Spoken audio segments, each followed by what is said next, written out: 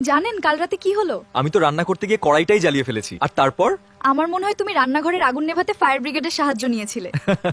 একবার এক লোক তার বন্ধুকে জিজ্ঞেস করলো, বলতো বন্ধু ঘোড়া কেন হাসে না? বন্ধু অনেক চিন্তা করে বলল, জানি না তো। তখন সে বলল, কারণ ঘোড়ার তো আর দাঁত ব্রাশ করার পেস্ট নেই, তাই সে লজ্জা পায়। একজন বলল, আমাদের টিচার খুব ভোলা মনের মানুষ। তাই নাকি? কেন? কারণ উনি না জানে পরীক্ষা নিয়ে ফেললে, আবার না জানে রেজাল্টও দিয়ে দিলেন। জানেন, বিয়ের গাড়ি সাজাতে গিয়ে ড্রাইভারকে বললাম একটু সাবধানে গাড়ি চালাবেন। ড্রাইভার আমাকে দেখে মুচকি হেসে বলল, স্যার গাড়ি তো আপনি চালাবেন না, আপনি তো পিছনের সিটে বসে শুধু শাশুড়ি মায়ের বকুনি খাবো। আমার শালি আমাকে বললো যে সে অনেক বুদ্ধিমান। আমি বললাম ঠিক আছে, তাহলে বলো তো কোন জিনিসটা আমাদের সবসময় কাছে থাকে কিন্তু আমরা দেখতে পাই না? শালি বলল মোবাইল। আমি হেসে বললাম না, ওটা হচ্ছে আমার ধৈর্য।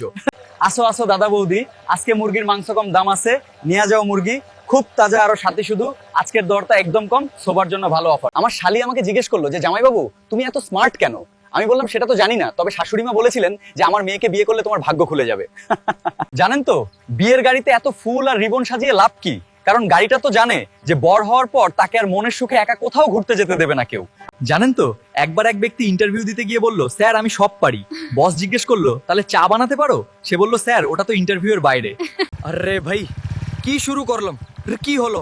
বাইকের সাথে আমার জীবনটাও এমনে উল্টে গেল। এখন সবাই দেখে আসছি, এটাই বোধ হয় আমার কপাল। ওহে, তোমার মাকে বোঝাও আমাদের বিয়েটা দেওয়ার জন্য।